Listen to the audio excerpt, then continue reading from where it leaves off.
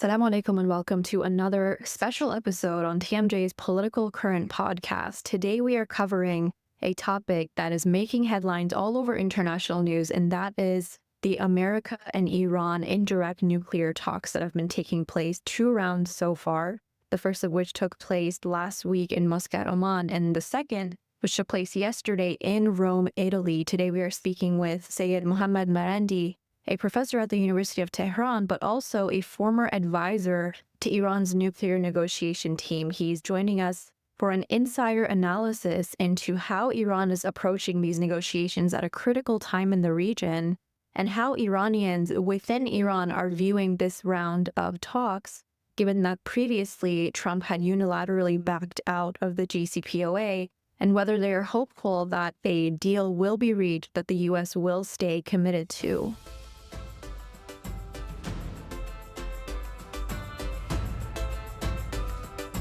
Thank you again, Professor Marandi, for joining us on TMJ News today to discuss a very important topic. Definitely all over the headlines right now are the U.S.-Iran indirect nuclear talks. I know you usually start off with, your expertise, not just as a political analyst, but also an advisor to Iran's nuclear negotiation team. But before I get into your expertise, I actually want to start off with a little bit more of a personal note. I know as an Iranian yourself who is living there, you have also experienced firsthand what it means to live under crippling sanctions. As someone who, as an Iranian now, who is viewing all of these recent developments, how do you feel about the ongoing talks, and how hopeful are you that something that you would be satisfied as an Iranian would come out of it? Iranians in general have a lot of experience with the United States and the way in which the United States negotiates and the way in which the United States deals with agreements. And so while all of us are looking to see what will happen, I think you will hear all sorts of different voices in Iran. Um, some more optimistic, some more pessimistic. But I think that in general, uh, if the United States fails to behave reasonably and to respect Iran's rights, uh, and the negotiations fail, I don't think anyone in Iran will be shocked. And especially since Trump is a very unreliable person who constantly changes his position and who violates his own agreements, even such as the ceasefire in Gaza, which Witkoff himself engineered, but Trump himself was the first to uh, tear up that agreement by saying that Palestinians must leave Gaza. And Right. then, of course, he gave the green light to Netanyahu to restart the genocide. So I don't think anyone in Iran is, I mean, I'm not a betting person, and I don't think most Iranians are betting people as Muslims, but I don't think anyone is going to be betting seriously on the United States reaching an agreement with Iran that respects Iran's rights. And therefore, if the United States fails to do so, then we will not have an agreement. And Iran is prepared for those circumstances. In other words, if the United States does not come to the conclusion that it must respect Iran's sovereign rights, then there won't be an agreement. And Iran is prepared for such a situation. Right. And you mentioned, that inherent distrust that exists. And we're also going to get a little bit into public opinion as well. But what would you say then really got Iran to agree to come back to the negotiating table, especially after they saw Trump unilaterally kind of pull out of it in his first term, knowing that, this could happen again? What motive do you think they're back at the negotiating table with now? Iran never left the negotiating table. Indirect negotiations existed during the Biden years. When I was a media advisor to the Iranian nuclear negotiating team in Vienna, the whole time during those few months, there were indirect negotiations going on. And the messages constantly go back and forth between Iran and the United States, and on different occasions, they have indirect negotiations. So this is a continuation of what we had before. Trump demanded direct negotiations, and Iran said no. And ultimately, Trump had to accept a continuation of the indirect negotiations. Now, why does Iran carry out indirect negotiations with the United States? One is that if the United States chooses to behave differently then and respect Iran's sovereignty and Iranian rights, then Iran should always be prepared to strike a deal. We Right. have no problem with a deal that is fair and that is implemented by both sides. Uh, the second reason is that if we do not have a deal, Iran wants its friends across the world, and today the United States is isolated, not Iran. It's isolated because of Gaza and because it supports the genocide. It's isolated because it's targeting countries like Russia and China and the rest of the world now through trade wars.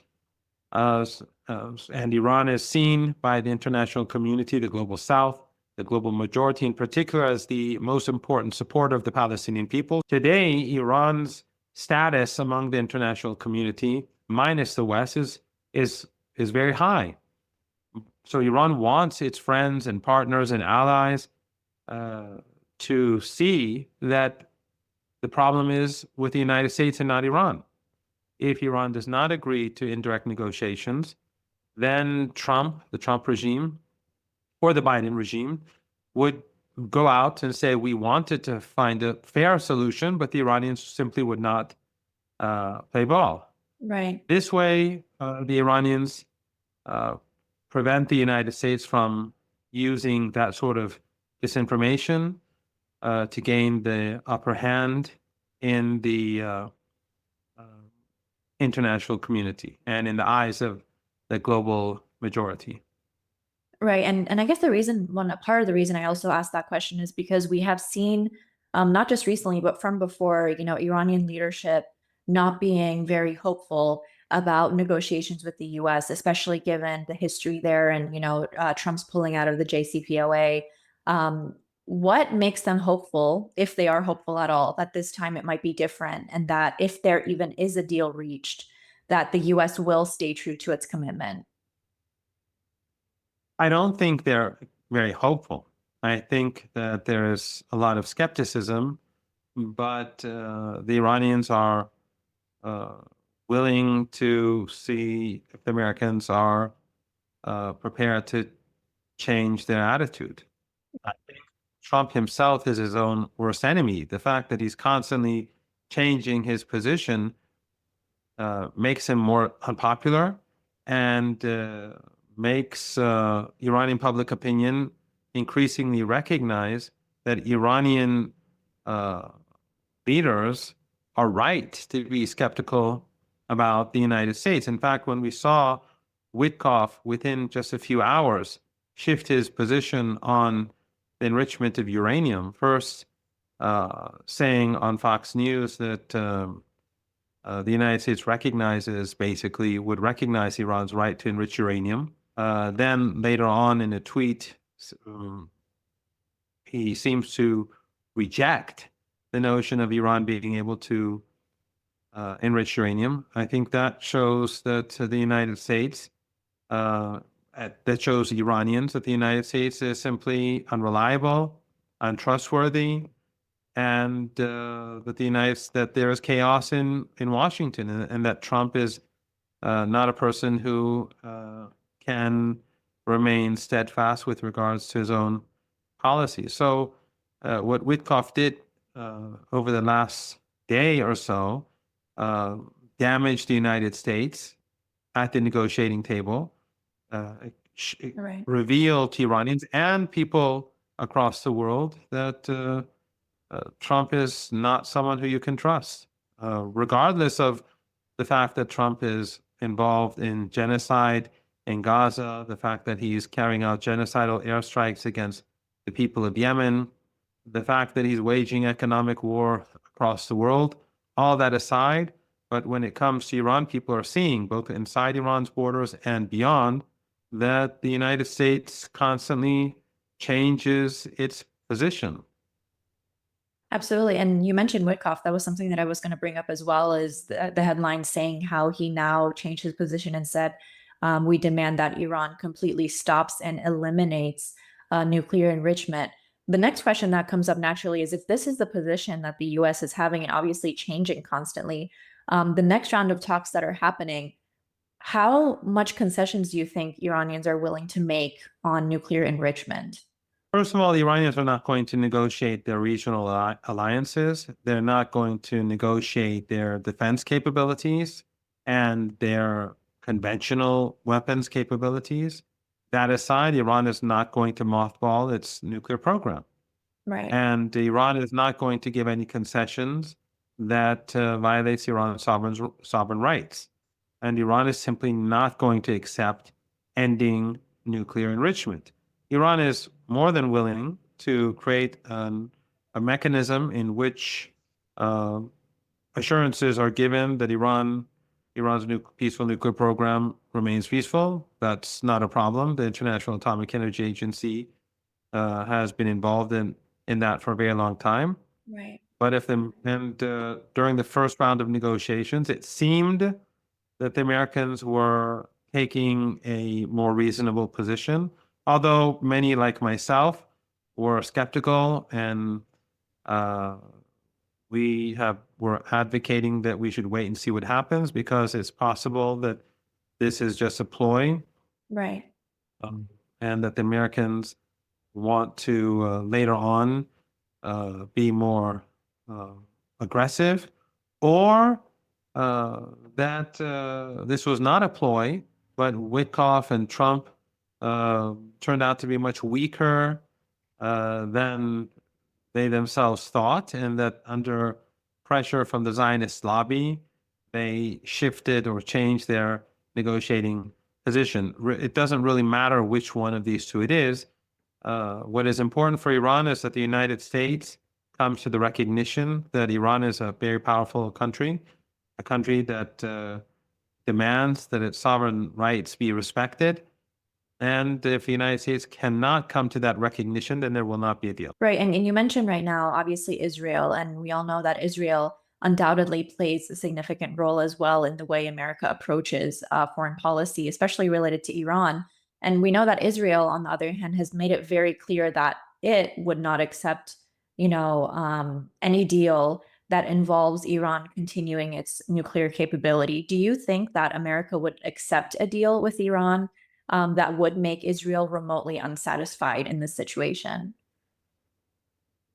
First, we have to keep in mind that the Israeli regime is not important. It's not a powerful entity. It's a very weak entity. Right. If war was to break out between Iran and Israel, Israel would be crushed very swiftly. Iran chooses not to go down that road for a host of reasons. Iran's allies across the world. Iran has allies across the global south, BRICS countries, and so on. And Iran does not want to create an environment where global stability and economic stability is put into jeopardy. So Iran is not going to initiate any war.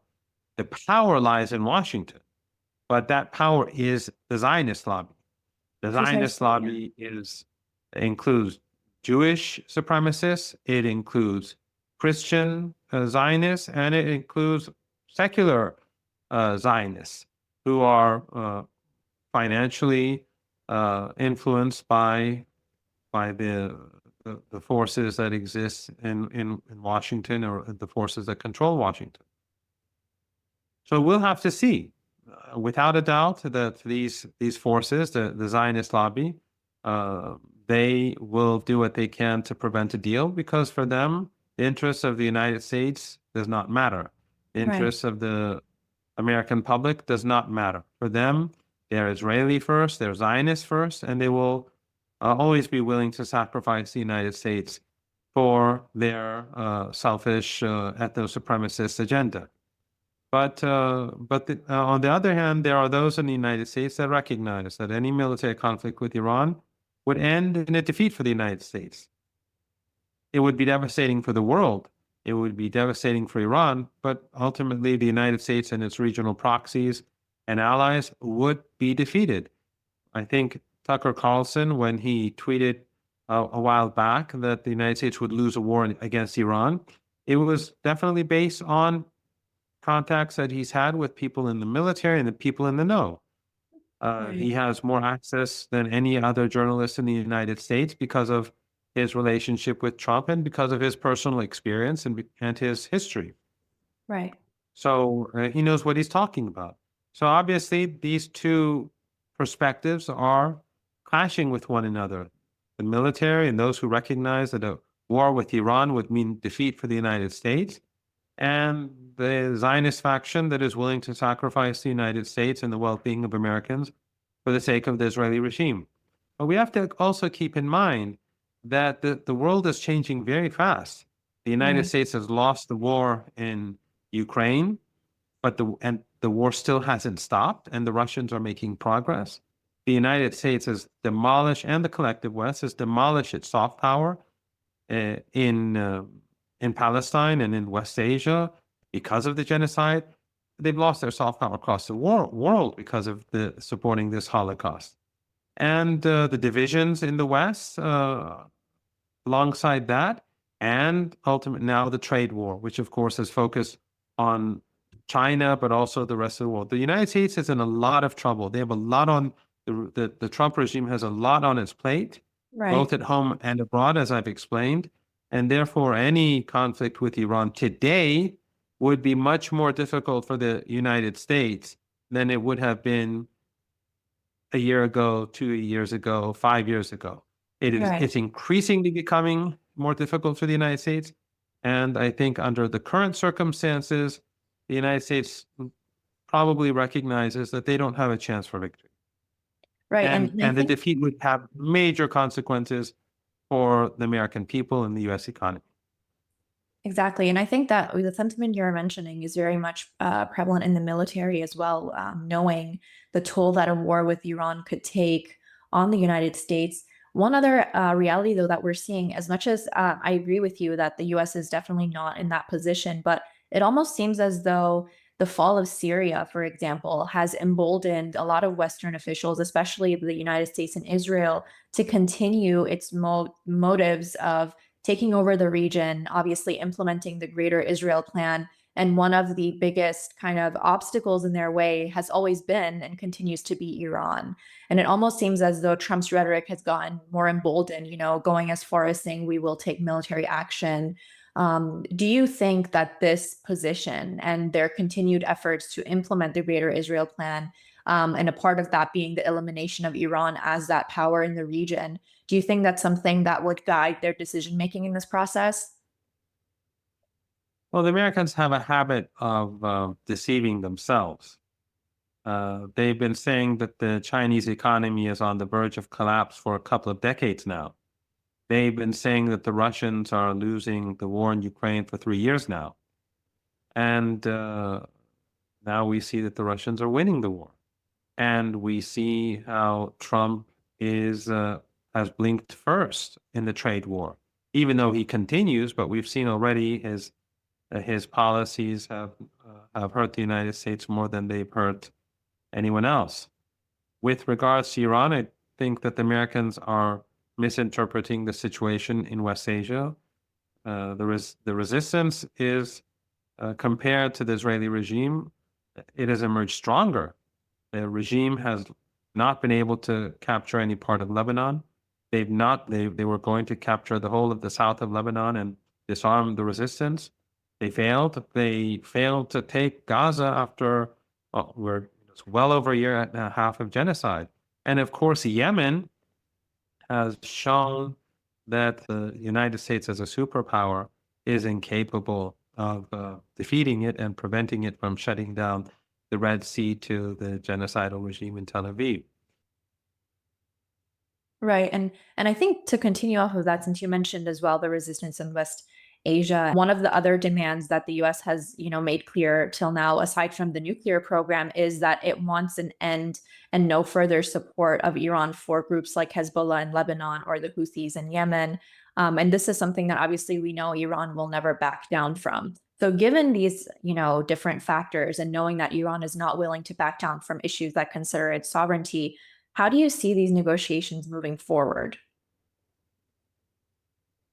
You're absolutely correct. As we speak, Iran continues to support the resistance across the board. That's how Hamas and Islamic Jihad and other allies have been able to continue to uh, resist against the Israeli regime in Gaza. Their heroic stance and their heroic fighting and their heroic struggle is made possible through Iran's constant support, which of course um, is done secretly, and they have uh, their ways of sending that aid to Gaza and Right. Yemen and the resistance in Lebanon and elsewhere. But Iran, as is clear, is continuing to do so. Will continue to do so. Just as the United States continues to support the genocide in Gaza, as the Americans support genocide and they give the Israeli regime the weapons and the ammunition and the aid and the political cover to slaughter women and children on a daily basis, the Iranians will support the victims of American aggression and Israeli genocide. Uh, if the United States fails to come to terms with the fact that Iran will continue to support the resistance, that Iran will continue to protect its sovereign rights to have conventional weapons capabilities to defend itself and its allies, then we won't have an agreement. It's as simple as that. Right. The United States will have to come to terms with the fact that Iran is a powerful country, the most powerful country in this region, and that the Iranians are determined to protect their sovereignty. They're determined to protect their allies, and they will not allow the United States to intimidate them, and they will not appease the United States. And so, Right. if there is a deal between Iran and the United States, it will only come about if the United States comes to the recognition that it has to respect Iran and to respect the people of Iran and to respect Iran's sovereignty. There's no other way for us to have a deal. And that is why it is quite possible that we won't have a deal. But on the Right. other hand, because the United States has so much on its plate, as I've explained earlier, there's also a possibility that saner voices in the United States will prevail and there will be a deal. We are waiting to see what the United States will do. Right. And, as an advisor yourself to Iran's nuclear negotiation team, you obviously have an insider look into, this whole process. You mentioned that you are distrustful of the situation, but do you think that there is a chance that a deal could come that could benefit Iran and satisfy both sides, given, what we're seeing, everything from Trump's rhetoric, it's a bully-like rhetoric that many describe, just the kind of expectations they have that we know Iran is very unlikely to accept. How likely would you say, as an advisor, it is that a deal could satisfy Iran in this situation? Well, I was an advisor in 2015 for Dr. Zarif and 3 years ago for Dr. Balkadi. I was a media advisor, and I was always careful to keep a distance from the negotiations and to focus on the media. But Right. my experience has always told me that the United States is untrustworthy and unreliable. The United States, as you know better than I, at least the political regime and part of the population, sees itself as exceptional. American exceptionalism basically allows the United States or the regime in Washington to violate its own commitments because they see themselves as above the law. And this, I think, is a key problem. U.S. arrogance or the American arrogance of the political regime is also a major problem. And the third is that the United States believes its own propaganda. It believes its propaganda that its adversaries are always falling apart, that they're weak, that they're incapable of withstanding U.S. pressure. They use NGOs and media that they fund to promote these ideas, think tanks. They fund think tanks that promote these ideas, and then they themselves believe their own propaganda. And that prevents them from taking a realistic stance. I think that that makes a deal very difficult. On the Right. other hand, the fact that that Trump is so unreliable and that he's constantly changing his mind, I think makes a deal even more difficult, because let us assume that there is a deal. What's to say that the next morning Trump won't wake up and write something Decide on Truth to Social, or exactly. say something to a journalist on Air Force One or in the White House? Right. There's no means to be certain that the United States will abide by its own commitments. And the Western media and the U.S. media as well, they will abide by the narrative of the White House. Even those that hate Trump, when it comes to Iran, when it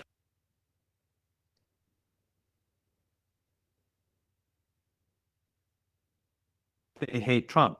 So regardless of what Trump does, at the end of the day, mainstream U.S. media will be dishonest about the circumstances of any conflict between Iran and the United States, whether that conflict is over, whether it's a political conflict, or whether it's an economic conflict, or whether it's a military conflict. So that makes a deal very difficult. It Right. makes getting to a deal very difficult, and uh, it makes Iran wary even about a deal that has been signed, if one side of that deal includes the United States. So I'm not optimistic. Right. I'm not pessimistic. For me, it's just wait and see. Iran is prepared for both circumstances. Has been preparing itself for decades for such circumstances. And I think that Trump, despite his bluster, he knows that quite well. Right. And I think one other point that is worth mentioning in this conversation, and it's a significant one as well, is Iranian public opinion. And you mentioned how obviously the people are very wary, as well as the government and its leadership, about whether or not a deal that even is struck potentially would be maintained on the U.S. side, given that we have seen them kind of breach that agreement before. What are some of the sentiments that you are seeing being there come out about these recent developments? I think that you'll find all sorts of views in Tehran, but a number of things have changed. One is that Trump himself is a figure that's deeply disliked among Iranians, uh, more so than other U.S. presidents. Another is that the Iranians are viewing the U.S. behavior in Gaza over the last year and a half, but also how Trump himself reignited the genocide. They're viewing what the United States, the trade war, and how the United States is uh, being aggressive even towards its own neighbors and threatening to take Canada and Greenland and Panama, uh, and of course, in Gaza. This has made Iranians, I think, more skeptical, much more skeptical of the United States, the nature of the regime in Washington, and that uh, unites the country more than ever before. Trump really has no soft power capabilities, and he has united Iranians, and especially this change that we saw take place in Witkoff's statements Right. within a few hours, I think is something that all Iranians have taken note of. Right. And the consensus in Iran is that Witkoff is either very weak, or Trump is very weak, or both are weak, or both have been dishonest all along. But we'll have to wait and see what happens, but all of these unite Iranians. And obviously that uniting factor is definitely seen, especially since Iranians, essentially all of them are experiencing firsthand the effect of the crippling sanctions that have been in place for a long time now. One pushback, though, that I would make, and this is something that we have seen as well coming out from the younger generation in Iran, one of the kind of criticisms that we often hear coming from them, as well as the older ones, but especially the youth, is it's not just the sanctions that are crippling us, that are affecting us negatively. It's also government mismanagement and so much more that can be improved internally. What are the younger generation right now viewing this, these talks as, and how hopeful are they that sanctions relief itself will have a significant improvement in their kind of quality of life or their chances for success? That debate has always been going on in Iran, and we've had uh, differing administrations that came in, uh, and there was a lot of hope and then disappointment later on. Sometimes the administrations were more successful, sometimes they were less successful. And the fact that the United States is changing its position makes even those who are more, uh, let's say, uh, upset or more critical of the economic situation in Iran recognize that the problem is not Iran, it's the United States. Of course, Iranian government has the responsibility to uh, deal with internal issues, with economic problems, with corruption, and different administrations have had successes and failures. Right. But that aside, uh, the sanctions obviously have an impact. They have a significant impact on hurting Iranians. Right. What the youth and what older people and what everyone uh, is seeing right now is that the Iranians are negotiating. The United States is saying one thing on one day and something different on a different day. In fact, now we see that the chief negotiator says one thing in the morning and something else, or literally hours later. Right. So I think that creates greater recognition among Iranians that the problem does not lie in Tehran; it lies in Washington.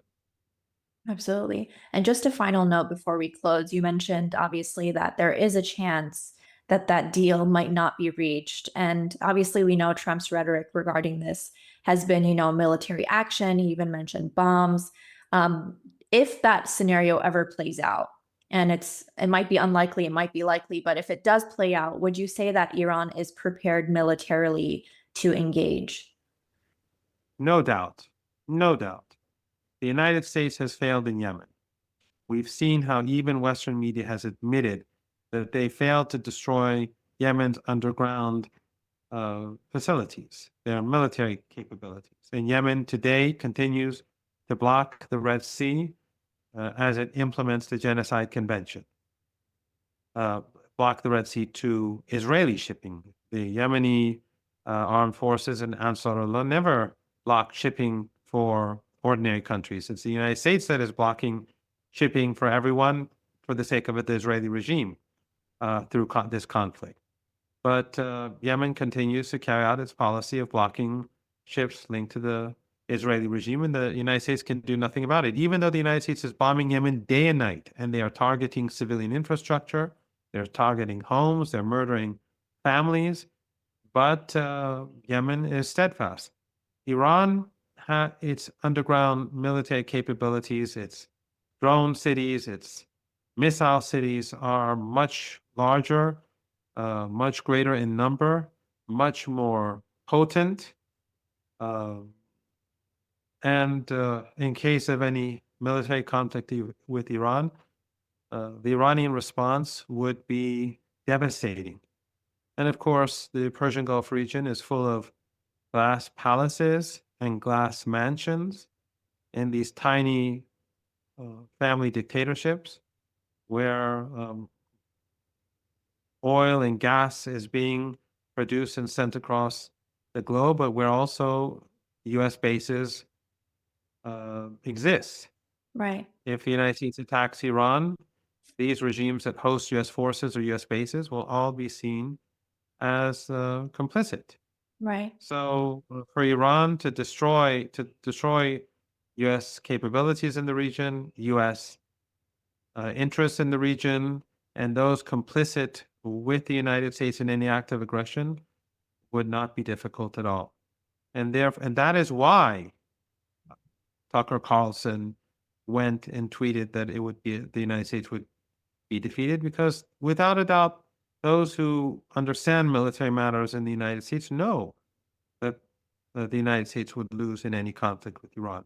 Iran does not seek conflict. Iran is willing to have an agreement, but only an agreement in which Iran's sovereign rights will be respected. Well, thank you so much, Professor Marandi, for joining us on this episode, and we are watching closely to see how the continuation of these nuclear talks proceed. Thank you very much for having me. If you like what you see here at TMJ News, please like and share this video and subscribe to our channel for more engaging interviews and weekly content. TMJ News is a grassroots independent media outlet based in the U.S., and you can find ways to support us by looking at the caption below. Thank you, and we look forward to seeing you next time.